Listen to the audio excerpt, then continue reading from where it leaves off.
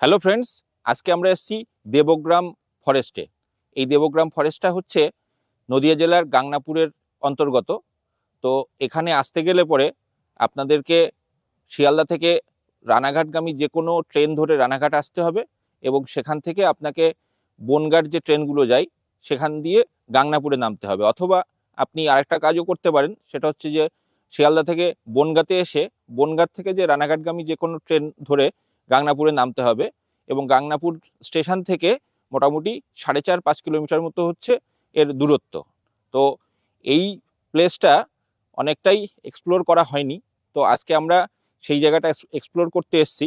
পাশাপাশি আমাদের বেশ কিছু গিয়ার্স রয়েছে যেগুলো হচ্ছে যে এই ফটোগ্রাফি রিলেটেড। এখন রয়েছে হচ্ছে সনি A7C II ক্যামেরা এবং তার সঙ্গে সঙ্গে ট্যামরনের একটা জুম লেন্স রয়েছে যেটা হচ্ছে 70-300, আর তাছাড়া সিগমার আর একটা লেন্স রয়েছে 150-600। তো এই সমস্ত লেন্স দিয়ে আমরা এখানে পাখি, প্রজাপতি বা অন্যান্য যা যা জীবজন্তু আছে সমস্তগুলোর আমরা একটা ফটোগ্রাফি বা ভিডিওগ্রাফি করার চেষ্টা করছি।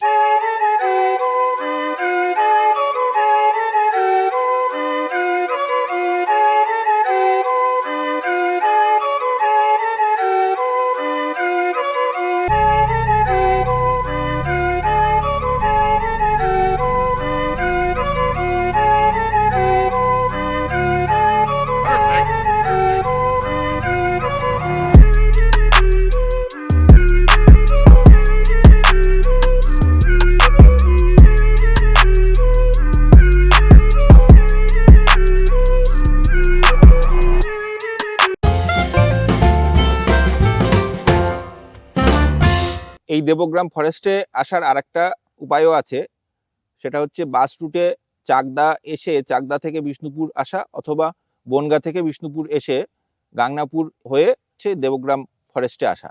তো এই দেবগ্রাম ফরেস্টের যেটা বিশেষ বৈশিষ্ট্য, এখানে প্রচুর গাছ আছে এবং একটা ঘন জঙ্গলও আছে। পাশাপাশি জঙ্গলের মধ্যে দিয়ে সরু সরু রাস্তাও আছে, ফলে যদি কেউ বাইক নিয়ে আসেন বা পায়ে হেঁটে যদি চলাচল করেন তো যথেষ্ট ভালো ব্যবস্থা রয়েছে। এই জঙ্গলের মধ্যে প্রচুর পাখি আছে এবং বিভিন্ন রকম পাখি, যেমন কাঠঠোকরা, তারপরে আরও বিভিন্ন রকম সুন্দর সুন্দর পাখি রয়েছে এবং প্রচুর প্রজাপতি আছে। তো আমরা সেইগুলোই এক্সপ্লোর করার চেষ্টা করছি।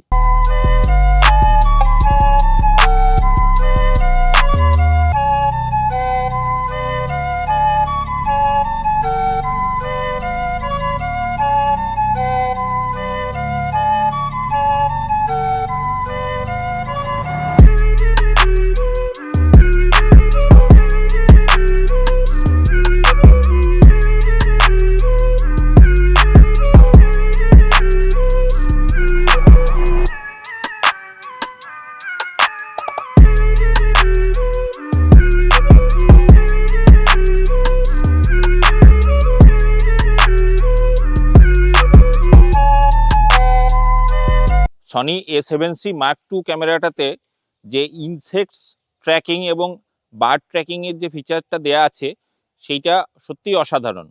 আমরা প্রজাপতির ছবি তুলতে গিয়ে দেখছিলাম যে প্রজাপতির যখন ভিডিও করছি বা এর যখন ফটো নিচ্ছি, প্রজাপতির যে চোখ, সেই চোখটাতেও কিন্তু ফোকাস নিচ্ছে এবং পুরো বডিটাতে একটা বক্স করে ফোকাস তো নিচ্ছেই, পাশাপাশি মাঝে মাঝে ওর যে চোখটা রয়েছে সেই চোখটাতেও ফোকাসটা নিচ্ছে। আজকে আমরা এখানে এসে পৌঁছেছি প্রায় 12টার পরে, 12:30 নাগাদ।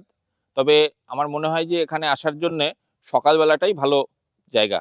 তার কারণটা হচ্ছে যে সকালের দিকে পাখিরা বেশি আনাগোনা করে আর দুপুরের দিকে কিছুটা ঝিমিয়ে পড়ে। তো সেই কারণে আমরা জঙ্গলের ভেতরের দিকটাতেও রয়েছি, তো এখানেও খুব বেশি একটা পাখির ডাক শুনতে পাচ্ছি না। যতটা শুরুর দিকে অর্থাৎ জঙ্গলের বাইরের দিকে যতটা পাখি দেখতে পাচ্ছিলাম, এখন কিন্তু ভেতরের দিকে অতটা পাখি দেখতে পাচ্ছি না। সনি A7C II ক্যামেরাটাতে যে বার্ডের যে অটোফোকাসের সিস্টেমটা রয়েছে, এই অটোফোকাস সিস্টেমটাও দুর্দান্তভাবে কাজ করে এবং সবথেকে ভালো বিষয় হচ্ছে যে এই টোটাল বিষয়টা কিন্তু স্ক্রিন থেকেই কন্ট্রোল করা যায়। অর্থাৎ স্ক্রিনের মধ্যে বাঁদিকের যে মেনু সিস্টেমটা রয়েছে সেখানটার থেকে দেখা যায় যে মানে বার্ড, অ্যানিমেল অথবা বার্ড এবং অ্যানিমেল একসঙ্গে, পাশাপাশি হিউম্যান বা তার সঙ্গে অ্যারোপ্লেন, ট্রেন অন্যান্য ভেহিকেলস, এই যে মোডগুলো রয়েছে এগুলো এক একটা আইকনের মধ্যে দিয়ে চলে আসে এবং সেটা খুব মানে কুইকলি যদি সুইচ করতে হয় ওইখানে ট্যাপ করে করে সুইচ করে নেওয়া যায়। তো আমরা যেটা করছিলাম যে এখানে যখন এসছি এখানে কখনো ইনসেক্টস তুলছি, কখনো বার্ড তুলছি বা কখনো কখনো কোনো অ্যানিমেলও তুলছি। তো সেই ক্ষেত্রে ওইখানে জাস্ট একবার সুইচ করে নিলে পরেই যে টার্গেট যেটা আমাদের সেইটাতে কিন্তু অটোফোকাসটা ভালো করে। এবং যদি এমন হয় যে আমি হয়তো অ্যানিমেল করে রেখেছি বা আমি হয়তো হিউম্যান করে রেখেছি, সেখানে বার্ড চলে এসছে, তাহলেও ফোকাসটা নেবে, কিন্তু যদি স্পেসিফিক যার যেটা সেইটা যদি করে রাখা হয় তাহলে সব থেকে বেটার ফোকাসটা নেবে। লোকালয়ের খুব কাছাকাছি এরকম জঙ্গল সচরাচর কিন্তু দেখা যায় না এবং এখান থেকে স্টেশনের দূরত্ব মাত্র 4 কিলোমিটার, 4 থেকে 5 কিলোমিটার। তো এতটা কাছাকাছি, মানে লোকালয়ের থেকে এতটা কাছাকাছি এরকম একটা সুন্দর জঙ্গল এবং সেই অর্থে খুব একটা ঝামেলা কিছু নেই। এখানে আমরা যতক্ষণ এসে রয়েছি মানে সেরকম আউটসাইড থেকে সেরকম কোনো ঝামেলা আমি দেখতে পেলাম না। তো মোটামুটি জঙ্গলের মধ্যে কিছু মানুষ জঙ্গলের থেকে ঘাস টাস কেটে নিয়ে যাচ্ছে, সেরকম কিছু দৃশ্য আমরা দেখতে পেলাম। আর মোটামুটি সেরকম খুব কোনো উপদ্রবের কিছু বিষয় এখানে নেই।